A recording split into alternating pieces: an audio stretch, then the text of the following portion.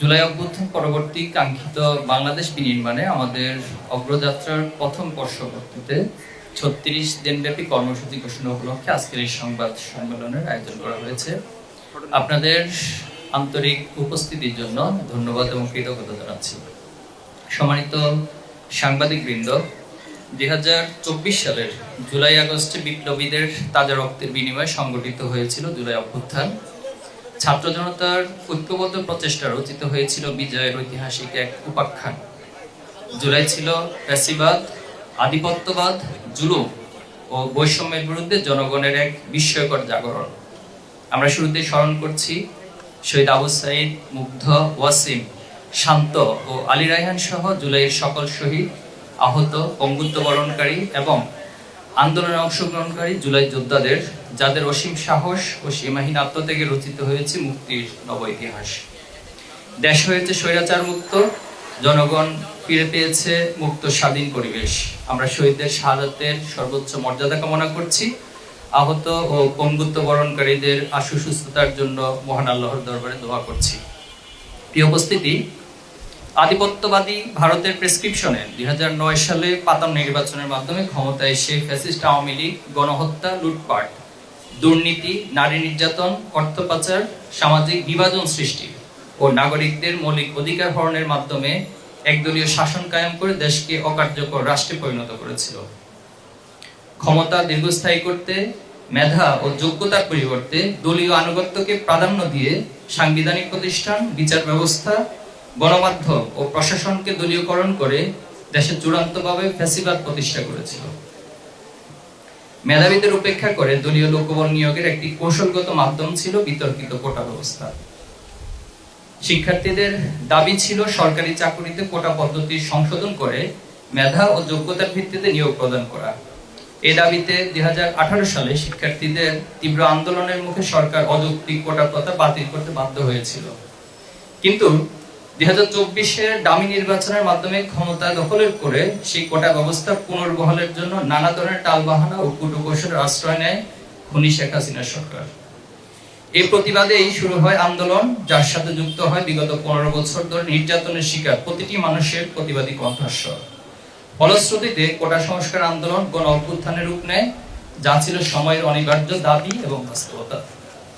আপনারা অবগত আছেন, আন্দোলন প্রশমিত করতে তৎকালীন হাসিনা সরকার বেছে নিয়েছিল পেশি শক্তির মাধ্যমে দমন পীড়নের পথ।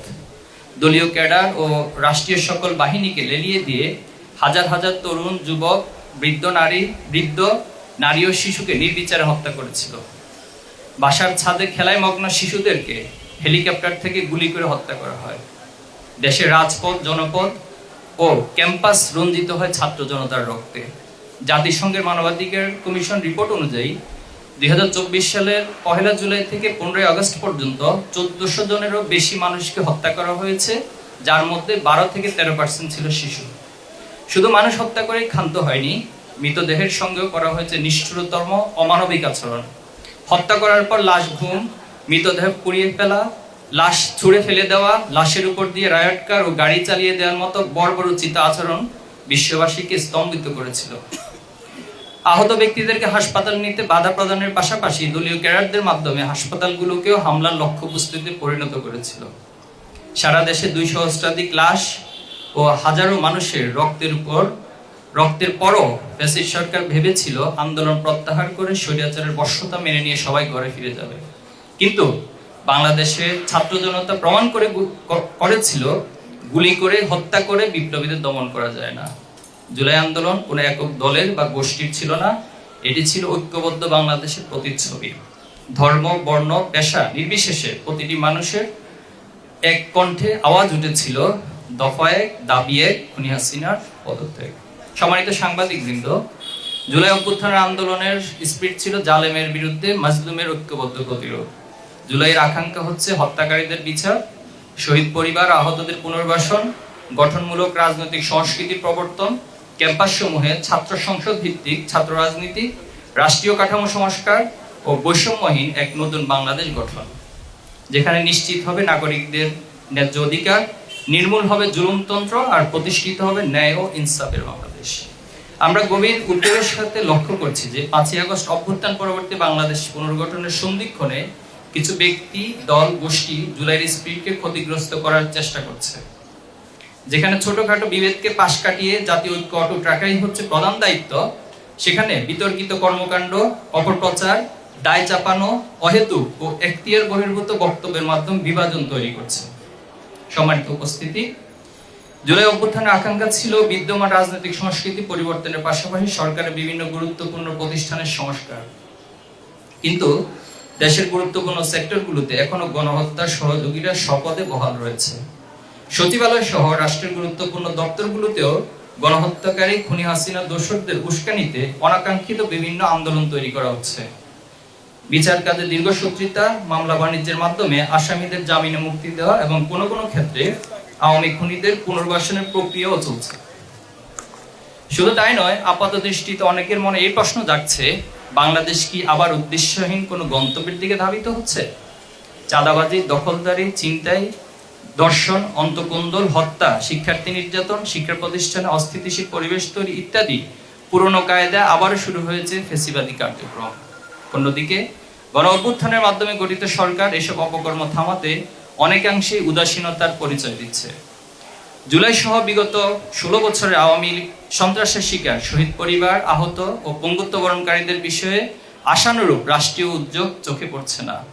বিগত আওয়ামী রেজিমের সময় ছাত্র শিবিরের গুম হওয়া 7 জন ভাইকে ফিরে পেতে রাষ্ট্রপক্ষ থেকে কোনো সহযোগিতা পাওয়া যাচ্ছে না। সম্মানিত সাংবাদিক বৃন্দ, জুলাইয়ের 1 বছর পূর্ণ হতে যাচ্ছে, অথচ জুলাই সনদ ঘোষণা করতে পারেনি সরকার। এটাকে আমরা সরকারের ব্যর্থতার অংশ মনে করছি। আমরা মনে করি সকল অপতৎপরতার ঊর্ধ্বে জুলাই অভ্যুত্থানকে বিজয় ও বিপ্লবে রূপান্তর করতে প্রয়োজন জুলাই ঘোষণাপত্র, যেখানে জুলাই আন্দোলনের শহীদ, আহত, পঙ্গুত্ব বরণকারী ও অংশগ্রহণকারী সকল পক্ষের স্বীকৃতি প্রদান করতে হবে। ফ্যাসিবাদী আমলে সংগঠিত পল্টন ট্রাজেডি, পিলখানা হত্যাকাণ্ড, শাপলা গণহত্যা, গুম, অবৈধ নির্বাচন সহ সকল অপরাধমূলক কর্মকাণ্ড তুলে ধরতে হবে। দেশের সঠিক ইতিহাস ও সংস্কৃতিকে ধারণ করে নতুন বাংলাদেশ গড়ার অঙ্গীকার ব্যক্ত করতে হবে। সম্মানিত সাংবাদিকবৃন্দ, শহীদদের নিয়ে যখন বিভিন্ন মহল দলীয়করণ, ক্যাডেটের রাজনীতি করার চেষ্টা করছে, ঠিক তখনই জুলাই স্পিরিটকে ধরে রাখতে ছাত্র শিবির সর্বাত্মক প্রচেষ্টা চালিয়ে যাচ্ছে। 5ই আগস্ট পরবর্তী সময় থেকে আজ অবধি ছাত্র শিবির ধারাবাহিকভাবে জুলাই অভ্যুত্থানকে কেন্দ্র করে নানাবিধ অর্থবহ কর্মসূচি পালন করে আসছে। গায়েবানা জানাজা, কবর জিয়ারত, শহীদ পরিবারের খোঁজ খবর, সহযোগিতা, ঈদ ও বিভিন্ন দিবস উপলক্ষে শহীদ পরিবারের সাথে সৌজন্য সাক্ষাৎ, শহীদ পরিবারের সাক্ষাৎ, প্রেমে বন্দী 36শে জুলাই শীর্ষক আলোকচিত্র প্রদর্শনী, গণহত্যা বিচারের দাবিতে সপ্তাহব্যাপী আন্দোলন, জুলাই স্মৃতিলিখন প্রতিযোগিতা সহ ছাত্র শিবির ধারাবাহিকভাবে কর্মসূচি পালন করে যাচ্ছে। এই অংশ হিসেবে জুলাইয়ের স্মৃতিকে ধারণ, গণহত্যার বিচার নিশ্চিতকরণ, জাতীয় ঐক্য সুসংহত করতে সততা ও দক্ষতায় প্রজন্ম গড়ার প্রতিজ্ঞা নিয়ে জুলাই জাগরণ নব উদ্যমে বিনির্মাণ, আমি আবার বলছি, জুলাই জাগরণ নব উদ্যমে বিনির্মাণ, এই প্রতিপাদ্যকে সামনে রেখে জুলাই অভ্যুত্থানের বর্ষপূর্তি উপলক্ষে 36 দিন ব্যাপী কর্মসূচি ঘোষণা করছি। 1. সেমিনার, সিম্পোজিয়াম, রিসার্চ কনফারেন্স, আলোচনা সভা ও দোয়া অনুষ্ঠানের আয়োজন। 2. শহীদের কবর জিয়ারত, শহীদ পরিবার, আহতদের সাথে সাক্ষাৎ ও মত বিনিময়। 3. শাখাভিত্তিক জুলাই গণহত্যার বিচারের দাবিতে জুলাই দ্রোহ শিরোনামে বিক্ষোভ মিছিল আয়োজন। 4. সারা দেশের শিক্ষা প্রতিষ্ঠান ও গুরুত্বপূর্ণ পাবলিক প্লেসে জুলাই জাগরণ নব উদ্যমে বিনির্মাণ শীর্ষক আলোকচিত্র ও ডকুমেন্টারি প্রদর্শনী এবং কালচারাল ফেস্ট আয়োজন। 5. জুলাই গ্রাফিতি অঙ্কন। 6. জুলাইয়ের স্মৃতি বলা, স্মৃতি লিখন, বক্তব্য, রচনা, বিতর্ক, ক্রীড়া প্রতিযোগিতা প্রভৃতি আয়োজন। 7. শহীদদের নামে লাইব্রেরি ও পাঠাগার প্রতিষ্ঠা। 8. শহীদ পরিবার, আহত ও আন্দোলনে অংশগ্রহণকারী গাজীদের নিয়ে ত্যাগীদের চোখে আগামীর বাংলাদেশ শীর্ষক সাক্ষাৎকার গ্রহণ ও পডকাস্টের আয়োজন। 9. জুলাইয়ের উপর সাহিত্য সাময়িক ও বিশেষ সংখ্যা প্রকাশ। 10. জুলাই স্মৃতি লিখন প্রতিযোগিতার পুরস্কার প্রদান ও জুলাই প্রকাশনার মোড়ক উন্মোচন ও প্রদর্শনী। 11. থিঙ্ক ব্যাক টু 36 জুলাই শিরোনামে 36 দিনব্যাপী অনলাইন ক্যাম্পেইন। সম্মানিত সাংবাদিক বৃন্দ, জুলাই অভ্যুত্থানের মধ্য দিয়ে ছাত্র সমাজ কেবল স্বৈরাচারের অবসান ঘটায়নি, তারা জাতির সামনে একটি নতুন বাংলাদেশ বিনির্মাণের স্বপ্ন তুলে ধরেছে। সেই নতুন কাঙ্ক্ষিত বাংলাদেশ গঠনের প্রয়োজন সৎ, দক্ষ এবং দেশপ্রেমিক নেতৃত্ব, যা বাংলাদেশের অন্যতম প্রধান চ্যালেঞ্জ। ছাত্র রাজনীতি হলো প্রত্যাশিত জাতীয় নেতৃত্ব গঠনের গুরুত্বপূর্ণ মাধ্যম। 1947 সাল থেকে শুরু করে আজ অব্দি বাংলাদেশের ইতিহাসের অংশ জুড়ে আছে ছাত্র রাজনীতির গুরুত্বপূর্ণ অবদান। দেশ ও জাতি গঠনের জন্য সবার আগে প্রয়োজন শিক্ষা ব্যবস্থা ও ছাত্র রাজনীতির সংস্কার। ছাত্র সংসদ ভিত্তিক ছাত্র রাজনীতি ধারা চালুর মাধ্যমে কেবল সেই সংস্কার অর্থবহ হতে পারে। ছাত্র সংসদ হলো শিক্ষার্থীদের এক বৈধ প্ল্যাটফর্ম, যেখানে তারা ভোট দিয়ে তাদের প্রতিনিধি নির্বাচনের মাধ্যমে ন্যায্য দাবি আদায় করে থাকে। নির্বাচিত প্রতিনিধিও শিক্ষার্থীদের নিকট দায়বদ্ধ থাকে। ফলে শিক্ষাঙ্গনে আধিপত্য বিস্তার ও লেজুর ভিত্তিক ছাত্র রাজনীতির সংস্কৃতির অবসান ঘটে এবং মুক্তবাদ, স্বাধীন বুদ্ধি চর্চার মাধ্যমে ভবিষ্যৎ জাতীয় নেতৃত্ব ও ছাত্রবান্ধব ছাত্র রাজনীতির বিকাশ লাভ করে।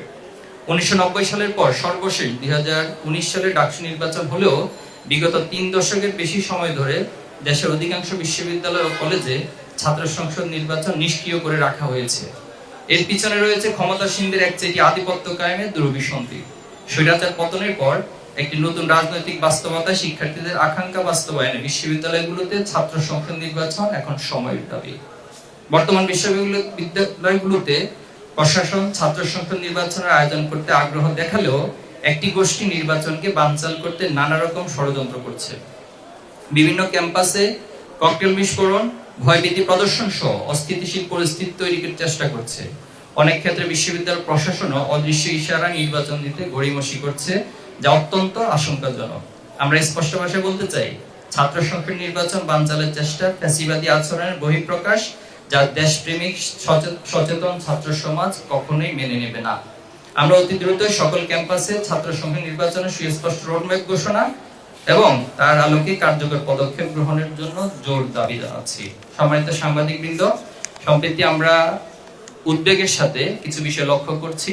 দর্শনের মতো ঘটনা একটু নৈতিক ব্যাপারে পরিণত হয়েছে। 8 বছরের শিশু আছিয়া, গণ অভ্যুত্থানের শহীদ জসিমউদ্দিনের মেয়ে লামিয়া এবং গতকাল এক হিন্দু যুবতী ছাড়াও সারা দেশে বিভিন্ন স্থানে স্কুল, কলেজ পড়ুয়া শিক্ষার্থী, পরীক্ষার্থী, গৃহবধূ, গৃহকর্মী সহ অসংখ্য দর্শনের ঘটনা ঘটছে, যার অধিকাংশই ঘটছে বিভিন্ন রাজনৈতিক দলের ছত্রছায়ায়। পাশাপাশি 5ই আগস্ট পরবর্তী বিভিন্ন ক্যাম্পাসে পরিকল্পিতভাবে বিশৃঙ্খলা তৈরির অপচেষ্টা চালানো হচ্ছে। শিক্ষার্থীদের উপর হামলা, আধিপত্য বিস্তার এবং লাশের রাজনীতি ফিরিয়ে আনতে নানা রকম স্লোগান দিয়ে ক্যাম্পাসে বিশৃঙ্খল পরিস্থিতি তৈরি করছে। আমরা অবিলম্বে ক্যাম্পাসে নিরাপত্তা বিধানে কার্যকর ব্যবস্থা গ্রহণের জন্য প্রশাসনের নিকট অনুরোধ জানাচ্ছি। প্রিয় উপস্থিতি, আমরা বিশ্বাস করি একটি নতুন বাংলাদেশ বিনির্মাণের প্রয়োজন সততা, দক্ষতা ও দেশপ্রেম। প্রয়োজন এমন একটি প্রজন্ম যারা হবে যোগ্য নেতৃত্বের ধারক ও বাহক, যাদের প্রতিটি পদক্ষেপ প্রতিফলিত হবে মেধা ও নৈতিকতার স্বাক্ষর, থাকবে জবাবদিহিতার অনুভূতি, যারা জুলাইয়ের স্পিরিটকে বুকে ধারণ করে অসীম সাহসিকতার সাথে শত বাধা অতিক্রম করে সমৃদ্ধ বাংলাদেশ গড়ার লক্ষ্যে নব উদ্যমে এগিয়ে যাবে। আমরা এমন একটি বাংলাদেশ চাই যেখানে থাকবে মত প্রকাশের স্বাধীনতা, থাকবে রাজনৈতিক সহনশীলতা, যেখানে থাকবে না ভেদাভেদ ও বৈষম্য, শাসন ব্যবস্থা হবে জনগণের প্রতিনিধিত্বশীল। আমরা শহীদদের স্বপ্নের আলোকে একটি ন্যায়ভিত্তিক সমাজ ব্যবস্থা প্রতিষ্ঠা, ফ্যাসিবাদের বিলোপ, দেশের স্বাধীন ও সার্বভৌমত্ব রক্ষা এবং সকল নাগরিকের জন্য নিরাপদ, মর্যাদাপূর্ণ সম্প্রীতির বাংলাদেশ গড়ে তুলতে চাই। সবাইকে আবারও ঐক্যবদ্ধ হওয়ার আহ্বান জানাচ্ছি। জুলাইয়ের আকাঙ্ক্ষা প্রজন্ম থেকে প্রজন্ম ছড়িয়ে দিতে আমরা বদ্ধপরিকর। আগামীর বাংলাদেশ হবে বৈষম্যহীন, সম্প্রীতি, সবার বাংলাদেশ। 36 দিন ব্যাপী এই কর্মসূচি পালনে ছাত্র শিবিরের জনশক্তি, শুভাকাঙ্ক্ষী ছাত্র সমাজ সহ দেশবাসীকে সহযোগিতা করার জন্য আমরা উদাত্ত আহ্বান জানাচ্ছি। আপনাদের সবাইকে উপস্থিত হওয়ার জন্য আন্তরিকভাবে ধন্যবাদ এবং কৃতজ্ঞতা জ্ঞাপন করছি। বাংলাদেশ জিন্দাবাদ, ইসলামী ছাত্র শিবির জিন্দাবাদ।